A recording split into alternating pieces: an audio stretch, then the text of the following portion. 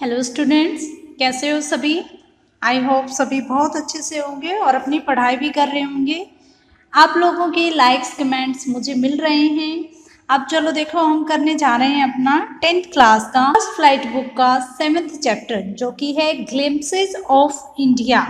7th chapter का second part, glimpses of India का second part, Coorg. Coorg क्या है? Coorg is a coffee country famous for its rain forest and spices. Coorg जो है एक कॉफी कंट्री है, यानी कॉफी वहां पर बहुत ज्यादा उगाई जाती है। Famous for its rain forest, ये अपने रेन फॉरेस्ट के लिए बहुत ज्यादा फेमस है। एंड स्पाइसेस, और अपने मसालों के लिए। Midway between Mysore and the coastal towns of Mangalore sits a piece of heaven that must have drifted from the kingdom of God. This land of rolling hills is inhabited by a proud race of martial men, beautiful women and wild creatures. Mysore से मैंगलोर के बीच में जो coastal area है, कुर्ग वहाँ बीच में पड़ता है। ये ऐसा लगता है जैसे एक पीस ऑफ हेवन है।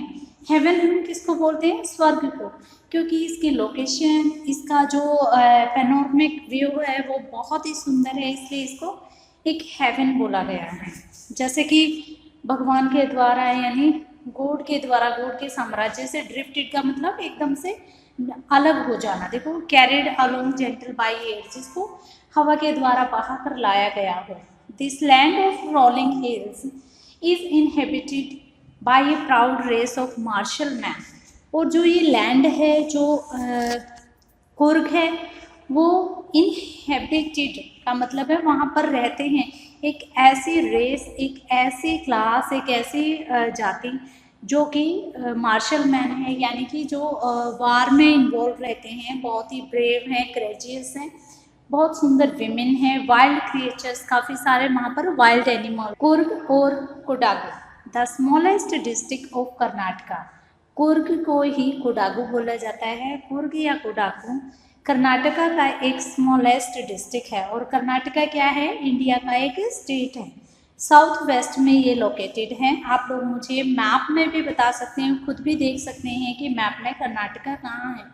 आप लोग सभी बच्चे मुझे कमेंट बॉक्स में कर्नाटका की कैपिटल बताएंगे। Is a home to evergreen rain forest, spices and coffee plantations. जो कोडागु है वो फेमस है एवरग्रीन रेन फॉरेस्ट के लिए। एवरग्रीन रेन फॉरेस्ट होते हैं सदाबहार वन, जो इक्वेटोरियल के पास में उगते हैं, जहाँ पर जो हर साल जिनकी पत्तियाँ गिरती हैं, लेकिन उसके बावजूद भी हरे भरे रहते हैं। स्पाइसेस होते हैं मसाले, और कर्नाटका हमारा स्पाइसेस में काफ़ी फेमस है। कॉफ़ी प्लांटेशन, वहाँ पर कॉफ़ी काफ़ी ज़्यादा उगाई जाती हैं। Evergreen rain forest cover 30% of this district. देखो, एवरग्रीन रेन फॉरेस्ट जो है, यानी उस लैंड का, कुर्ग का कम से कम 30% कवर किए हुआ है। कितना परसेंट कवर किया है? 30%। यानी अगर पूछा जाए कि कुर्ग में कितना परसेंट रेन फॉरेस्ट है, तो आप आराम से बता सकते हो 30%। During the monsoons it pours enough to keep many visitors away. देखो, मानसून के टाइम में यहाँ पर, क्योंकि बहुत ज़्यादा पोर्स का मतलब होता है बारिश होना, मानसून के टाइम में ये बहुत सारे विजिटर्स को यहाँ से दूर रखते हैं। यानी विजिटर्स इस मौसम में वहाँ नहीं होते, क्योंकि हैवी रेनफॉल होता है, तो इस वजह से विजिटर्स वहाँ नहीं आ पाते, रास्ते ब्लॉक हो जाते हैं। The season of Joy commences from September and continue till March. Monsoon सभी को पता है कब शुरू होता है? जून टू अगस्त। तो लेकिन जो हैप्पीएस्ट मोमेंट का जो टाइम होता है, जो सीजन होता है, वो कमेंस का मतलब स्टार्ट होना, शुरू कब से होता है? सितंबर से, और कब तक रहता है? मार्च तक। तो यानी मैनी टूरिस्ट और विजिटर्स जो होते हैं वो सितंबर से मार्च तक आते हैं। द वेदर इज परफेक्ट, और वेदर भी काफ़ी परफेक्ट होता है। With some shower thrown in for good measures. वहाँ पर क्योंकि हल्की हल्की शावर होती है, हल्की सी बारिश, क्योंकि हल्की हल्की बारिश होती रहती है, वेदर काफ़ी, वहाँ हल्की हल्की बारिश होती रहती है, वेदर काफ़ी परफेक्ट होता है घूमने फिरने के लिए। The air breathes of invigorating coffee, और एयर इनविगोरेटिंग का मतलब हो गया एक खुशबू आना। और आप कहीं भी एयर में कॉफ़ी की उस खुशबू को फील कर सकते हो, ब्रीथ कर सकते हो, उसको महसूस कर सकते हैं। Coffee estate and colonial bungalows stand tucked under tree canopy prime corner. Prime का मतलब हो गया हेयर बेस्ट, कि वहाँ पर इतने घने वन हैं कि उन्होंने कहीं ना कहीं कैनोपी बना दी है। इस तरीके से होती है कैनोपी, यानी बहुत ज़्यादा जहाँ पर पेड़ उग जाते हैं तो एक तरीके से छत बना देना। तो वहाँ पे जो कॉफ़ी एस्टेट तो आपको देखने को मिलेंगे ही मिलेंगे, लेकिन वहाँ पे पुराने टाइम के कॉलोनियल एरा के बंगलोज आप मिलेंगे। कॉलोनियल ये किसको बोल रहे हैं, यानी जब हम पर किनका राज था, हम पर जब अंग्रेजों का राज था तो उसको ये कॉलोनियल एरा बोल रहे हैं। तो उस टाइम के बंगलोज यहाँ काफ़ी मिलेंगे। प्राइम कॉर्नर यानी वहाँ पर हर कॉर्नर में आपको कैनोपीज के हर कॉर्नर में बेंगलोज में कुर्ग में आपको ये बेंगलोज और कॉफ़ी एस्टेट देखने को मिलेंगे। The fiercely independent people of Coorg are possibly of Greek और अरेबिक। ये माना जाता है कि जो फियर्सली इंडिपेंडेंट पीपल हैं जो कुर्ग के, आर पॉसिबली ऑफ ग्रीक, या तो वो ग्रीक के हैं या अरेबिक डिसेंट, जो उनके एंसेस्टर जो उनके पूर्वज रहे हैं वो या तो अरब से हैं या फिर ग्रीक से हैं। As one story goes, a part of Alexander's army moved south along the coast and settled here when return became impractical. एक कहानी ऐसी चलती है, एक कहानी ऐसा कहा जाता है कि अलेक्जेंडर की आर्मी का, ये सभी जानते हैं कि अलेक्जेंडर ने इन्वेजन किया था, इंडिया पे अटैक किया था, तो उसकी आर्मी का एक जब वो साउथ कोस्ट की तरफ जा रहे थे तो वहीं पे सेटल्ड हो गए। वैन कब, जब उनका वापस जाना मुश्किल हो गया था, इम्प्रैक्टिकल हो गया था, इसीलिए वो वहीं पे कोस्टल एरिया में बस गए। These people married amongst the locals, and their culture is apparent in the martial traditions, marriage, and religious rites, which are distinct from the Hindu mainstream. ऐसा माना जाता है कि जो इनका ये जो शादी करती हैं अपने लोकल्स में ही की जाती हैं, और इनका जो ट्रेडिशन है वो इनकी मार्शल ट्रेडिशन में, इनकी मैरिज में और इनकी रिलीजियस राइट्स जो होती हैं उनमें देखने को मिलती है। क्योंकि जो डिस्टिंक्ट है, डिस्टिंक्ट का मतलब अलग है हिंदू मेन स्ट्रीम से।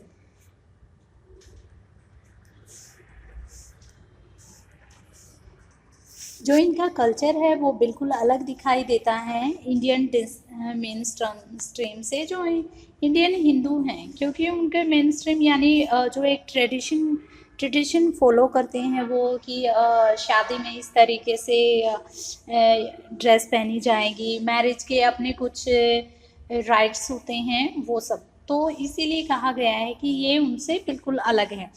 The theory of Arab origin draws support from the long black coat, और एक थ्योरी जो है कहा जाता है, जो ये मानते हैं कि ये अरब ओरिजिन के हो सकते हैं, वो इसीलिए क्योंकि जो इनके लंबे ब्लैक कोट हैं वो सपोर्ट करते हैं इनकी इस थ्योरी को कि हो सकता है ये अरब हों, क्योंकि जो इनकी ड्रेस है, जो ब्लैक कोट है लंबा, वो एम्ब्रॉयड्रीड, जिसके वेस्ट पे एम्ब्रॉयडरी हो रखी है, वो ऐसे लग रहे हैं कि जिसको कोडावूज बोला जाता है, known as keffiyeh. It resemble the keffiyeh worn by the Arab and the Kurds। जो एक मान लो इतना लंबा सा एक ब्लैक कोट टाइप का कुछ पहनते हैं, तो यहाँ पे उस पर एम्ब्रॉयडरी हो रखी हैं। एम्ब्रॉयडरी का मतलब होता है कढ़ाई जो हम कर देते हैं, तो वो एक ऐसी ड्रेस पहनते हैं जो जिसको कोडावूज बोला जाता है। जो कोडावूज पहनते हैं उसको कुफिया बोला जाता है, और रिजेंबल्स का मतलब होता है मिलना जुलना, कि एक जैसा सा दिखाई देना, रिजेंबलेंस। जो कुफिया पहना जाता है अरब द्वारा, ये बिल्कुल उनके कुफिया से मिलता है। जो हमारे इंडियंस कुर्ग कुफिया पहनते हैं, जो इंडियन कुर्ग हैं, कुर्ग के रहने वाले, उनका कुफिया किससे मिलता है? अरब के कुफिया से। तो अर्ग के कुफिया जो होते हैं उनकी ड्रेस और कुर्ग के कुपिया की ड्रेस एक जैसी होती है, तो इसीलिए माना जाता है कि ये अरब के भी हो सकते हैं।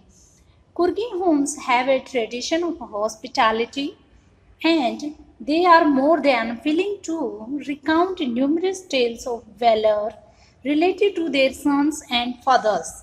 कुर्गीज को जो माना जाता है कि वो एक ट्रेडिशन फॉलो करते हैं हॉस्पिटैलिटी की। हॉस्पिटैलिटी क्या होता है? मेहमान नवाजी। And they are more than willing to recount numerous tales of valour, और ऐसा भी कहा जाता है कि वो अक्सर अपने बच्चों को कहानियाँ सुनाते हैं।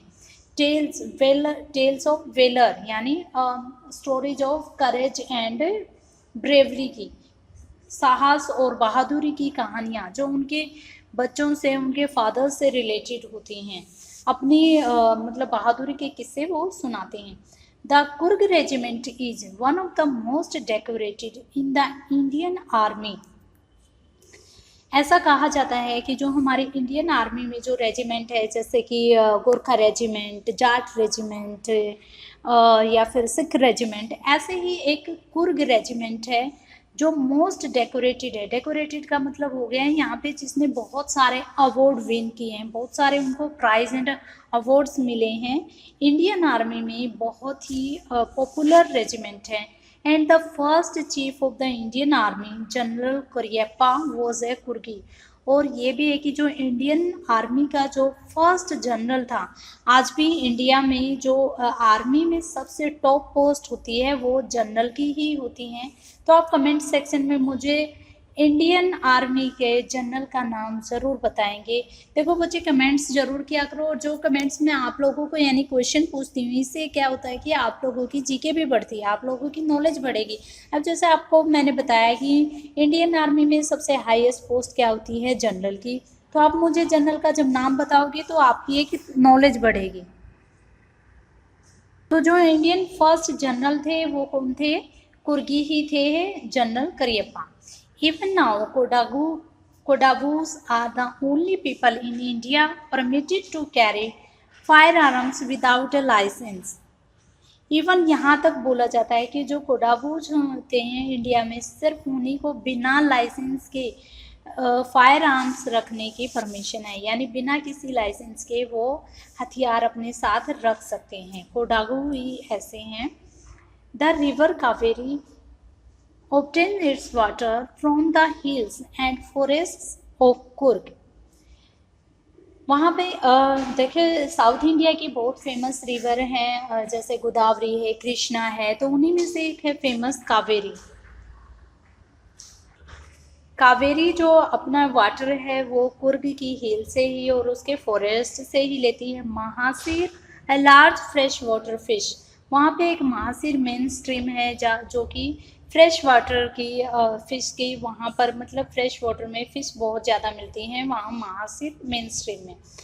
अबाउंड इन दिस वाटर्स, और जो कावेरी का वाटर है वहाँ पे एक महासीर धारा है, स्ट्रीम है, वहाँ पर फ्रेश वाटर की फ़िश काफ़ी मिलती हैं। Kingfishers dive for their catch, while squirrels and langurs drop partially eaten fruit for the mischief of enjoying the splash and the ripple effect in the clean water। ऐसा बोला जाता है जब आप वहाँ पे कुर्ग जाओगे तो कावेरी के आसपास जितना भी रेन फॉरेस्ट हैं वहाँ पर आपको किंग फिशर मिलेंगे डाइव करते हुए, क्योंकि डाइव करके वो वाटर में अपने जो उनके प्रे हैं, जो उनका शिकार हैं, उसको कैच करते हैं। स्क्विरल आपको वहाँ पर मिलेगी। लंगूर जो हैं वो पानी में पार्शली ईटन यानी आधा खाया हुआ फ्रूट्स फेंक देते हैं, मिसचीफ शरारत के, और इंजॉय करते हैं वो स्प्लैश रिपल से जो क्लीन वाटर में बनता है। यानी जब आप कोई पत्थर फेंकते हो या फिर कुछ ऐसा फ्रूट्स वगैरह वाटर में फेंकते हो तो ऐसे बबल्स बनते हैं ना, या फिर ऐसे स्ट्रीम बनती हैं, ऐसे ऐसे पानी जाता है, तो ये रिपल और स्प्लैश वही है। और जो स्प्लैश का मतलब जो उनके ऊपर जो धारा गिरती है, यानी एकदम से ऊपर की ओर और जो धारा उठती है, और रिपल्स जो ऐसे ऐसे बबल्स बनते हैं और लहरें बनती हैं, उनको ये लंगूर काफ़ी इंजॉय कर रहे होते हैं, क्योंकि ये आधे खाए हुए फ्रूट्स इसमें पानी में फेंक रहे हैं। Elephants enjoying being bathed and scrubbed in the river by their mahout. Mahout होते हैं जो उनको टैकल करते हैं एलिफेंट्स को, महावत हिंदी में उनको बोला जाता है। एलिफेंट्स भी वहाँ बात मतलब नहाना, जब वो स्नान करते हैं उस रिवर में, कावेरी में, तो वो काफ़ी इंजॉय करते हैं और उनके महावत द्वारा स्क्रब किया जाता है, उनको रगड़ के साफ सुथरा अच्छे से नहलाया जाता है। The most laid-back individuals became converted to the life of high-energy adventures with river rafting, canoeing, rappelling, rock climbing and mountain climbing.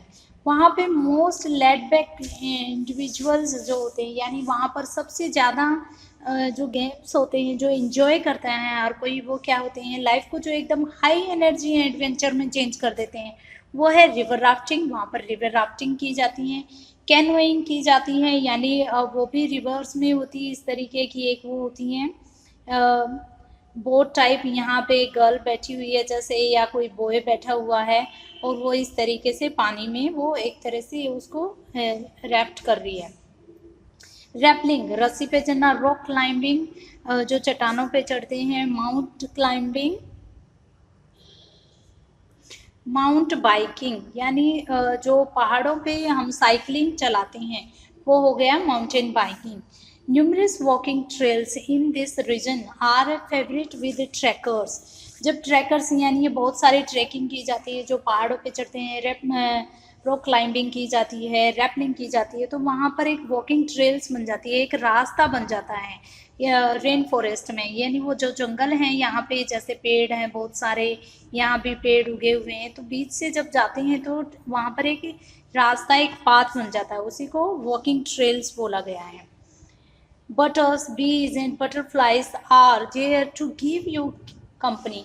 जब आप वहाँ पर इतनी सारी एक्टिविटी कर रहे होते हो तो आप वहाँ अकेले नहीं होते, बहुत सारे बर्ड्स, बीज और बटरफ्लाइज आपको कंपनी देते हैं, यानी आपके साथ साथ आपको वॉच कर रहे होते हैं, आपके साथ साथ वो भी चल रहे होते हैं। Macaques, Malabar squirrels, langurs and slender lorises keep a watchful eye from the tree canopy. Canopy फिर से वही है कि छत सी जो बना देते हैं, बहुत घने जो वन होते हैं वहाँ पर कैनोपी देखने को मिलती है, तो वहाँ पर आपको मकाऊ, मालाबार स्क्विरल, लंगूर्स और कुछ लोरीज, स्लेंडर लोरीज होंगी जो आपको एक वॉचफुल आई रखेंगी, यानी एक नज़र रखती हैं, जो कि ट्रीज की कैनोपी पे बैठे हुए आपको वॉच कर रहे हैं। I do, however, prefer to step aside for wild elephant. इसके अलावा वहाँ पर आपको वाइल्ड एलिफेंट भी देखने को मिलेंगे। अगर जो वाइल्ड एलिफेंट आपके सामने आ जाते हैं तो स्टेप असाइड, आपको एक साइड हो जाना होता है और आपको उनको रास्ता देना होता है। The climb to the Brahmagiri hills brings you into a panoramic view of the entire misty landscape of Coorg. जब आप मान लो कहीं खड़े हो तो आप देख रहे हो, मान लो यहाँ हो, आप सामने देख रहे हो, तो वहाँ पर आपके सामने एक ब्रह्मगिरी हिल्स हैं, वो आपको एक बहुत ही पेनोरमिक मिस्टी लैंडस्केप में, जहाँ पर मतलब एटमॉस्फेयर काफ़ी मिस्टी है, एक पेनोरमिक व्यू यानी बहुत ही सुंदर नज़ारा है, पूरा का पूरा दृश्य आपको दिखाई देता है और ब्रह्मगिरी हिल्स आपको दिखती है। A walk across the rope bridge leads to the 64 एकड़ आइलैंड ऑफ निसर्ग धाम। अगर आपको निसर्ग धाम देखो, एक वहाँ पर टूरिस्ट स्पॉट है, ये भी एक टूरिस्ट प्लेस है, ये निसर्ग धाम अगर आपको जाना है, ये एक आइलैंड है, आइलैंड पे बसा हुआ है निसर्ग धाम, तो आपको कम से कम रोप ब्रिज को पार करना होगा, और जो कि 64 एकड़ का ये आइलैंड है, और ये आइलैंड किससे जुड़ा हुआ है, रोप ब्रिज से, तो आपको एक रोप ब्रिज क्रॉस करके, उसको पार करके आपको निसर्ग धाम तक पहुंचना होगा। Running into the Buddhist monk from India's largest Tibetan settlement at nearby Bylakuppe. वहाँ पे अगर आप मान लो बुद्धिस्ट मॉन्क के पास जाना चाहते हैं तो इंडिया का लार्जेस्ट टिबेटन सेटलमेंट है, वहाँ पर तिब्बत का बहुत ज़्यादा लंबा सेटलमेंट है, और उस वहाँ पे उनके मठ बने हुए हैं, बुद्धिस्ट मोनार्की का, वहाँ पर मोनार्की का एक जो है मठ बना हुआ है, और उसको बोला गया है बेलाक्यूपे इज़ अ बोनस। तो आपको वहाँ भी ये भी देखने को मिलेगा अगर आप कुर्ग को विजिट करते हो। द मोंक इन रेड ओकर and yellow robes are amongst the many surprises that wait to be discovered by visitors searching for the heart and soul of India right here in Coorg. अगर कोई भी India का heart और soul देखना चाहता है, यानी यहाँ पे विविड कलर के, हार्ट और सोल का मतलब हो गया इंडिया के विविड दर्शन आपको यहाँ मिल जाएंगे। बहुत कलरफुल आपको कुर्ग के जैसे कि डेस्टिनेशन स्पॉट्स, काफ़ी सारे डेस्टिनेशन बता दिए, टूरिस्ट डेस्टिनेशन लाइक आप कावेरी को विजिट कर सकते हो, rock climbing, trekking, mount canoeing आप यहाँ कर सकते हो। निसर्ग धाम जो कि एक आइलैंड पे है वो आप विजिट कर सकते हो। आप बुद्धिस्ट मॉन्क को देख सकते हो। यहाँ बुद्धिस्ट मॉन्क की ड्रेस बताई गई है, रेड और ओकर येलो रॉब्स में वो बैठे होते हैं। वो भी आपके लिए, आपको सरप्राइजेस का वेट कर रहे हैं, यानी आपको एक सरप्राइज देने के लिए आपके लिए आप डिस्कवर कर सकते हो बहुत सारे विजिटिंग प्लेसेस कुर्ग में।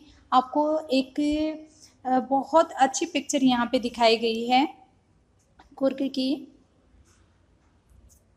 तो आप इन जगह को विजिट कर सकते हो। अब देखो यहाँ येलो बॉक्स में कुछ फैक्ट्स दिए गए हैं जो कि आपको पढ़ने ज़रूरी हैं। आप कुर्ग कैसे जा सकते, ये कुछ फैक्ट्स हैं जिसमें बताया गया है कि आप कुर्ग तक कैसे जा सकते हो। आप बाय एयर जा सकते हो, बाय रेल जा सकते हो, बाय रोड, यानी 3 तरीके हैं। बाय रोड कैसे, आप ट्रेन वगैरह से, आप बस से जा सकते हैं, अपनी खुद की गाड़ी करके जा सकते हो, या फिर रेल ट्रेन से जा सकते हो।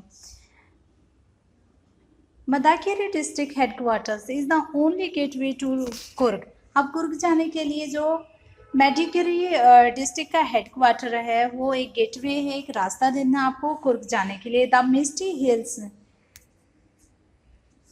लस forest and coffee plantation will cast a spell on you. Spell का मतलब होता है एक तरह से जादू करना है, कि आपको वहाँ पर बहुत सुंदर फॉरेस्ट, कॉफ़ी प्लांटेशन होंगे कि आप उनकी सुंदरता को वो देखे बिना रह ही नहीं सकते, वो आपको इतना मोह लेते हैं। और मिस्टी हिल्स वहाँ पे होती हैं, यानी हिल्स पे थोड़ा थोड़ा ओस की बूंदे, जिस तरीके से वो कोहरा वगैरह हुआ होता है।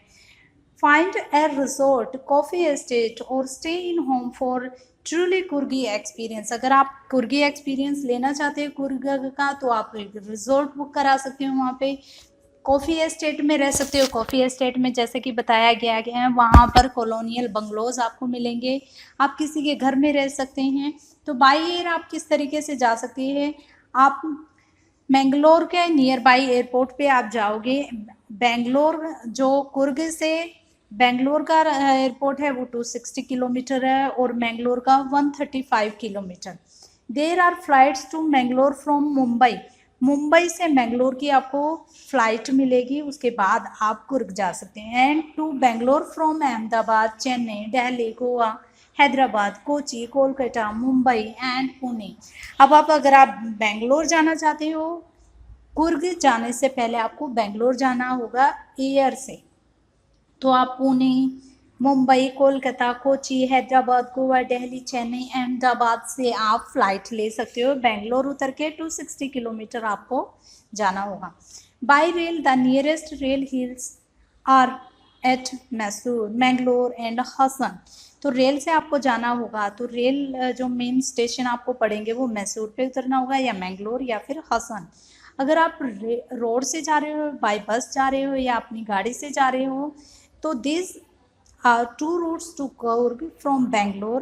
तो 2 रास्ते हैं बेंगलोर से कुर्ग जाने के। Both are almost the same distance 250 to 60 kilometre. देखो यहाँ भी दिखाया हुआ है 260 किलोमीटर। दोनों रास्ते कम से कम 250 से 260 किलोमीटर के आसपास आपको पड़ेंगे। The route via Mysore is the most frequented one. तो जो मोस्ट फ्रिक्वेंटेड यानी जो बार बार जहाँ पर जाया जाता है वो है मैसूर। बेंगलोर से मैसूर जाया जाता है जो उसके नियर बाय पड़ता है। The other route is via Nelamangala, Kunigal and Channapatna. तो दूसरा तरीका कौन सा है, दूसरा रूट जो है आप नीलामंगल के थ्रू, कुनिगल और चुनरियानापट्टनम के थ्रू जा सकते हो। तो देखो अगर आप जाना चाहते हो कुर्ग की, एक तरह से जैसा इसमें डिस्क्रिप्शन दिया हुआ है तो एक विजुअलाइजेशन हमें मिल गई है, हम को विजुअलाइज कर रहे हैं कि कितना सुंदर वहाँ नज़ारा होगा। ऐसा आपका कोई फेवरेट टूरिस्ट स्पॉट है तो आप कमेंट सेक्शन में ज़रूर लिखें। वेट कीजिए नेक्स्ट वीडियो का। Keep watching. Thank you. Have a great day.